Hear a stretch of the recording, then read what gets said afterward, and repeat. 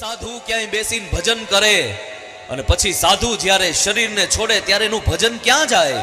તો એમ કહે છે કે જ્યાં ભજન થયું હોય ને એ ભજન એ ભૂમિની અંદર સમાય. અને સૌરાષ્ટ્રની ધરતીમાં તો આમ હજી ડગલા માંડો ને ભજન મળે, ડગલા માંડો ને ભજન મળે, ડગલા માંડો અને ભજન મળે એવી ભજનની ભૂમિ છે સાહેબ. સોરઠ જગ જૂની ધરતી ને ગઢ જૂનો ગિરનાર, હાવજડા હેંજળ પીએ નમણા એના નરને આપણે તો એ ભૂમિના છીએ સાહેબ, જ્યાં કેટ કેટલી જગદંબાઓના બેસણા, કેટ કેટલા એ સંતોના બેસણા, કેટ કેટલા એ સાધુઓના બેસણા. આપણે તો એ ભૂમિના